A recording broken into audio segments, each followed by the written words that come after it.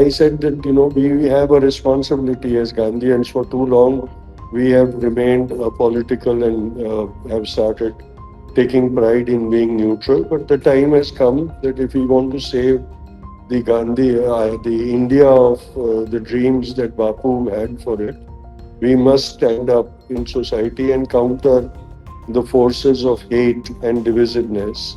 And I said, RSS is is venomous. It's a venomous organization, and it is spreading the venom of hate in our society. And I likened it with a terminal cancer that is eventually going to kill the host body. And I said, if that happens, if they succeed in changing the nature of India as conceived by its founders, then we have lost everything. Retract your statement. It is wrong and hurtful and all that. And I said, no, I don't make statements casually. I make statements only once I believe in what I'm saying. And I'm not going to retract my statement. I have the right to make my statement. So they became aggressive and started confronting me and sort of blocked my car so that I couldn't leave. And I said, look, I respect your right to protest as much as you should respect my right to my opinion. But this is not the way to this protest. We let us speak. You convince me where I am wrong, and I'll convince you where you are wrong. Let us speak, but don't resort to these kind of things. I'm not going to press charges because I respect their right to protest, and I don't want to behave like them, where they crush opposing opinion. No, but Tushar, is this the first One of incident them of? also, said, "Don't you know who is ruling at the center?" Oh, Uh, Rather, he said, "Don't forget who's ruling at the center." Has spread alarmingly in Kerala, and I think both the ruling and the opposition alliances must wake up to the fact that they have a common enemy now in the RSS and BJP to be changed, and we have to fight a long battle against how it has been completely infiltrated and corrupted. See, when so I Tushar, call RSS a venom, because it spreads to every arm of our democracy and fatally infects it and makes it poisonous too. That is where the true danger is.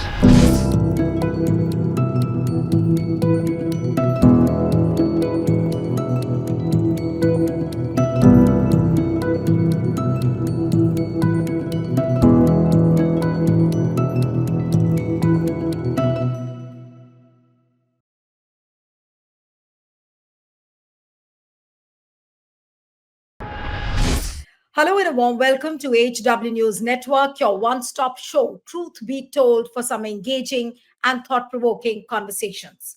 Tushar Gandhi, the great grandson of Mahatma Gandhi, found himself at the center of protests in Netikara, which is an area near Tiruvananthapuram, where he reportedly criticized the RSS. Now, tensions flared up as BJP and RSS workers confronted him post the event. Now, the protests followed his comments during a speech where he likened the Rashtriya Swayam Sevak Sangh's influence to cancer. Basically, he said that, the ideology of RSS and the thinking and the mindset is spreading in the society like cancer.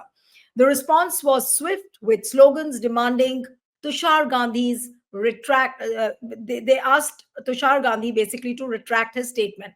And despite being blocked by protesters, I'm told that Tushar stood by his words. He later confirmed that he is opting against the legal option. But the local Congress leaders over there, they have decried the incident, and they see it as an affront to the social ethos of Kerala's society. So I thought of speaking to Tushar Gandhi himself, who joins us from Kerala. He's still in Kerala. Thank you so much, Tushar, for joining on HW this evening. Thank you. And I was really disturbed to see this incident, what happened with you. And I really want to begin by asking you, What actually did you say, and what happened? If you could narrate the incident for the viewers of HW. Yeah. Yeah, see, yeah, I was there for there was a ceremony to unveil the bust of Gopinath Nair, Gandhian, eminent Gandhian.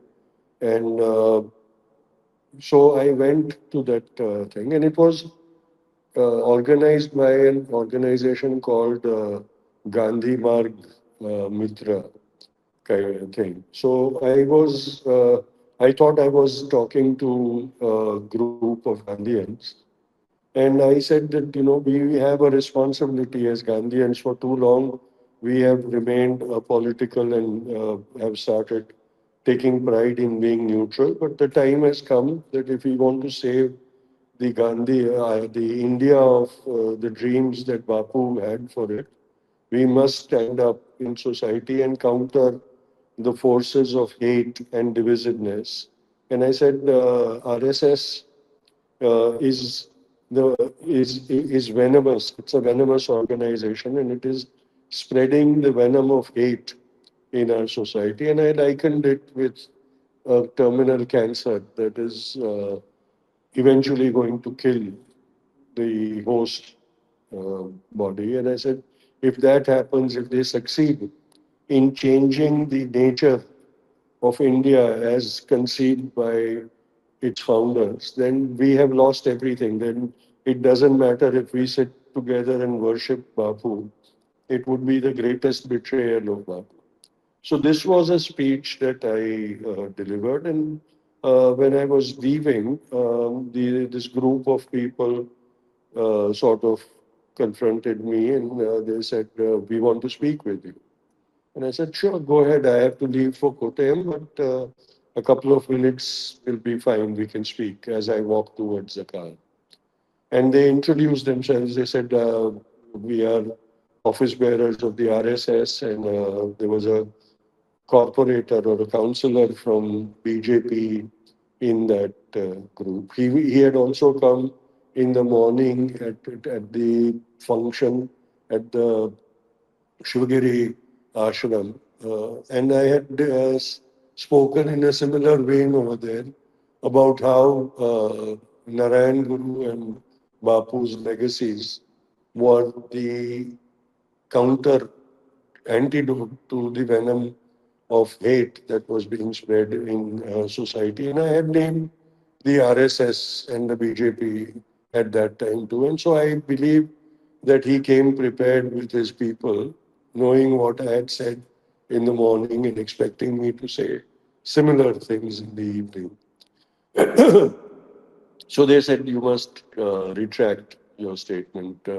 It is wrong and hurtful and all that." And I said, "No, I don't make statements casually. I make statements only once I believe in what I'm saying. And I'm not going to retract my statement. I have the right to make my statement." So they became aggressive and started confronting me and sort of blocked by car so that I couldn't leave. And I said, "Look, I respect your right to protest as much as you should respect my right to my opinion. But this is not the way to protest. We let us speak. You convince me where I am wrong, and I'll convince you where you are wrong. Let us speak, but don't resort to these kind of things." And then I raised slogans of my own, hailing Bapu and condemning the RSS. And by that time, others from the group had also gathered, and they But they didn't physically assault you or distracted anything. the people. Pardon? So they didn't physically assault you. They didn't attack you. No, they But yes, didn't. Yeah, they they didn't confronted you. physically assault, Okay. but they were very aggressive in their protest and defiantly standing, blocking my car and all that. And I believe they were waiting for reinforcements. So they were playing for time also. Hmm. But I told them that I said, look, you can continue to protest, but I have to go because there are other programs and I have to reach Kottayam. And it was getting late. And as Hmm. it is, after leaving at that time, I only managed to reach Kottayam around 11:15 in the night. So it was late, and I had a genuine reason to leave. But I decided that I'm not going to press charges because I respect their right to protest, and I don't want to behave like them, where they crush opposing opinion.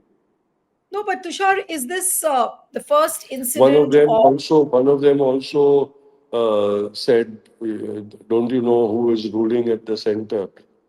Oh, Uh, Rather, he said, "Don't forget who's ruling at the center." okay. So if that guy was saying that don't forget who's ruling at the center, so he's trying to intimidate you in a way that you dare not speak against RSS in this manner. It's almost Yes, clear. yes, absolutely, absolutely. And that is what I objected to. I said, "You argue with me, prove me wrong. Don't threaten me and try to intimidate me because you must remember that I come from a family that does not get intimidated." Absolutely. No, but is this the first incident, Tushar, with you, or you faced incidents like these before as well? I have faced incidents like this before where they have been protesting. It started when the play in Marathi, Me Nathuram Godse Boltoy, uh, was first staged in Maharashtra. And I remember I was invited to speak at a function organized by one of the closet organizations of the RSS. And a very hostile audience and crowd had confronted me at that time too. I hadn't got intimidated then, but I did not expect this kind of a confrontation in Kerala. And what was for me, what was shocking was that the RSS has struck such deep roots in Kerala too. You know, we pride ourselves or console ourselves by saying that Kerala is invincible. But RSS has spread alarmingly in Kerala. And I think both the ruling and the opposition alliances must wake up to the fact that they have a common enemy now in the RSS and BJP. Right. No, but this is worrisome that the kind of roots which RSS has struck in states like Kerala. I'm sure it's going to be much bigger in other North Indian states. If this is so rampant in Kerala, then think about other states. But what does it really go to show? And I'm interviewing you on a day when we've seen a constant flow of hatred, whether it's elections or whether it's holy time. Tomorrow is holy, and look at the way in which Yogi Adityanath and several other BJP leaders have been spewing venom against the minorities. And obviously, Bapu never endorsed this kind of a politics. And if BJP leaders are resorting to this kind of tactics, and for that matter, even RSS, what does it really go to show? And how disappointing is it for a person like you, Tushar? I am not disappointed by the attitude or the behavior of the RSS and BJP. You know, snakes and scorpions are by nature their their method of defense is to sting or bite and inflict poison in their victims. Uh, what I am really worried about is the acceptance of hate in our normal civil society. You know, we used to always console ourselves saying this is the lunatic fringe and nothing to feel threatened. But now we have become being pushed into the fringes of our society, and hate has become the new normal kind of thing. And that is what worries me most, how to devenomize our society. Hate has now, Neelu, reached our homes. It divides families. You can't have healthy, free conversations in our homes itself. The kind of hate-filled responses that we get from our families is very worrying, and it can only lead to our destruction. So I am not I'm not intimidated. I'm not worried about the functioning of the BJP and the RSS. They can be defeated. But the damage to our society is alarming, and how we will retrieve our society from that kind of a vicious people to being our noble selves again is what we should all be sitting and worrying about and strategizing for. But Tushar, I mean, it's quite worrisome. But the point is that, if there is hate flowing in such a manner in the society, then the questions are that what are the politicians doing? Another question is that what are the law enforcers doing? And when I talk about law enforcement, you have circle officers like Mr. Anuj Chaudhary in Uttar Pradesh, who are talking about the fact that there are 52 weeks in a year, and Ramzan happens throughout the year, but Holi comes once a year.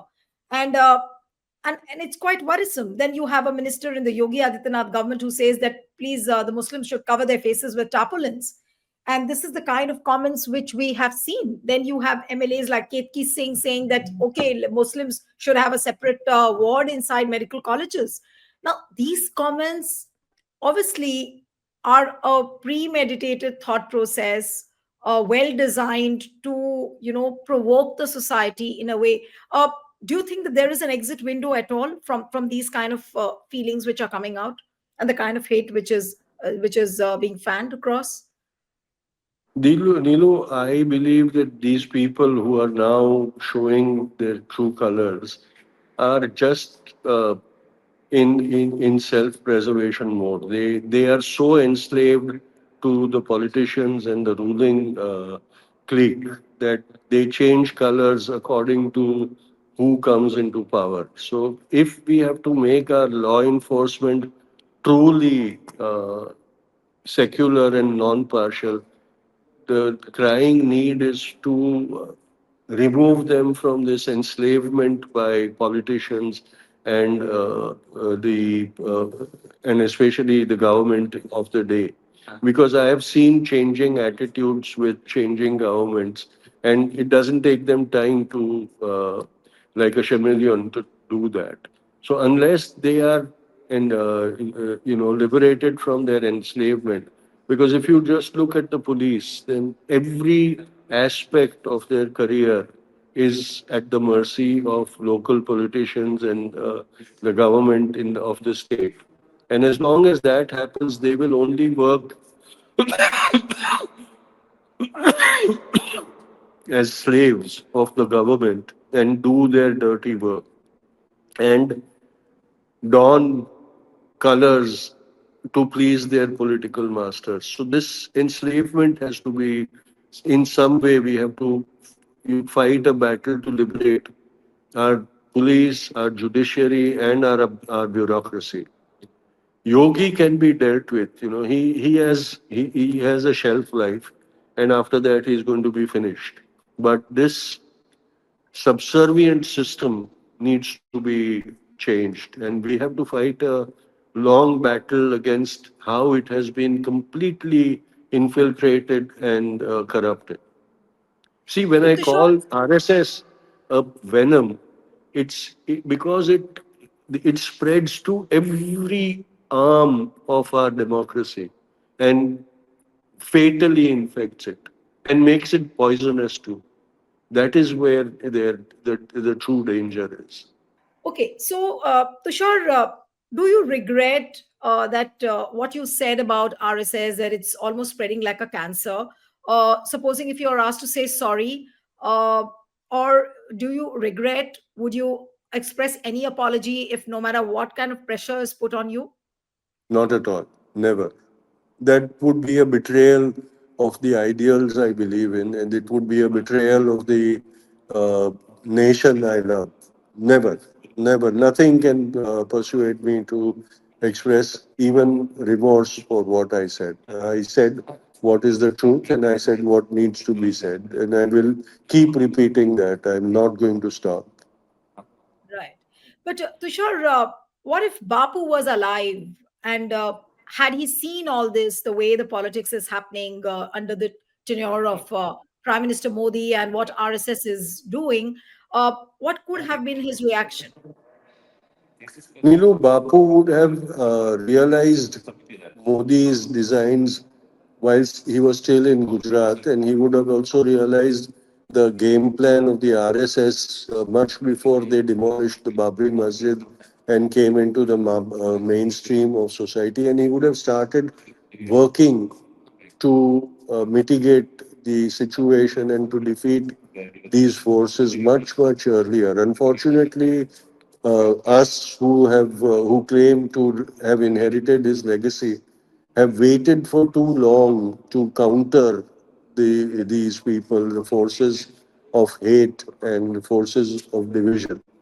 So Bapu would have worked to ensure that we didn't reach this stage at all. Right. But do you have any hope? Supposing we do not know how long the BJP is going to continue, how long the RSS is going to continue in power, but do you feel at all that RSS and BJP can improve themselves, or is it like expecting a tiger or a leopard to turn completely herbivorous?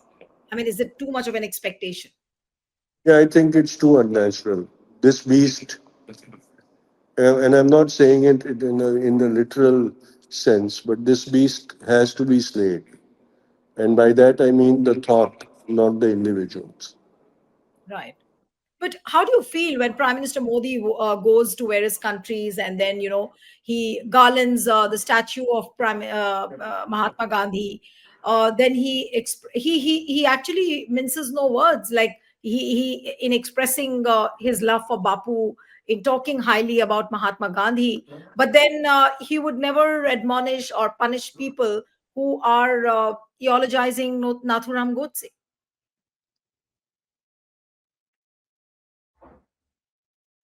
Yes, Tushar, Lost. can you hear me? Yeah. No, Yes. I lost you. Something is strange is happening. I keep getting a notification saying you're calling, and at that time I lose you. So I don't know what's happening, why that is happening. Acha, no, my question to you was that Prime Minister Yeah. travels abroad and then he loses no opportunity to garland the statue of Mahatma Gandhi. But then when it comes to taking stern action against the people who are vandalizing the statue of Mahatma Gandhi or who are eulogizing Nathuram Godse, he doesn't say much. I mean, he is not seen to be taking a tough action against those people. So what would you say to that? His true belief, his true ideology is revealed when he's back home. What he does abroad is just a sham, just like all these other PR shams. The worship, the pretense of worshipping Bapu and making slow statements eulogizing Bapu are just a complete eyewash for the world. How he behaves in India shows his true colors, and that is why he has never, even when he claimed that he was mortally wounded by what his the abuse by his colleague of Bapu, that colleague is still treated as the superstar of the BJP. So I think he's a master of deceit, and this is one of the methods of deceit. Right. But you still in Kerala, right? If I'm not mistaken, Tushar? 2 more days, yes. More days. And uh, I hope there's nothing untoward happening again. But since you are on a trip to Kerala, what are you worried about? I mean, are you scared of anything? Because the RSS guys and the BJP people have confronted you. What worse could they do? I mean, are you not worried that they could do something to you? No, I'm not worried. If at all something has to happen to me, nothing can stop it. I'm not worried. They can do their worst. I will continue to do what I believe in, and I will continue to do it as stridently as I have always done. They can do their worst. But have you ever not tried to write to Prime Minister Modi or speak to him about what is ailing in the society and how he can take corrective steps? Have you ever made that kind of an effort to directly touch base with Prime Minister Modi on this? Well, I have been so vocally critical of on this issue. If he really cared, he would have at least contacted me and said, "Hey, come on, why do you have such a bad opinion of me and of my organization? Let's sit down and talk." That hasn't happened. Why would I bother to write to him? My statements are always public. If they feel hurtful, then they should get back to me and ask me. They said, "Why don't you come and talk to me?" And I'm always willing to go and talk to people. Right. And you still maintain your stand, what you said about RSS, that it's spreading like a cancer in the society. It's becoming terminal, Neelu, and we need to be worried about that. Right. But what is the worst you imagine can happen as far as RSS is?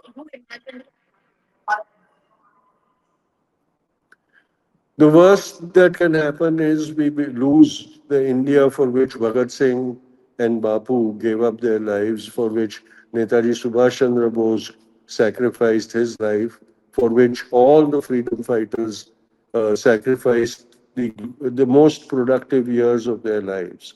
And if we lose that, then that will be the greatest crime against India.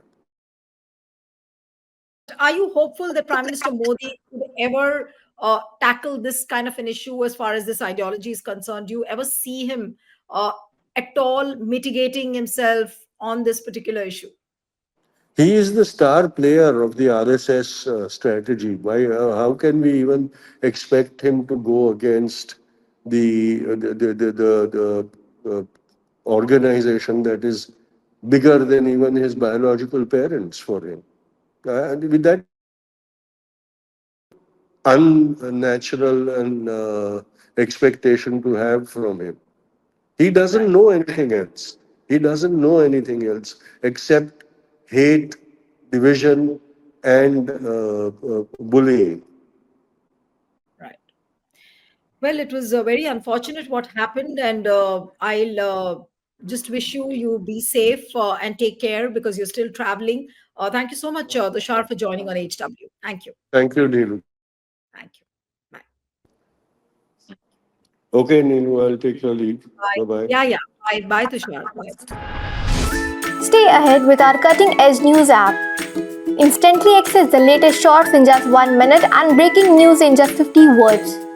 Download now for a smarter, faster news experience.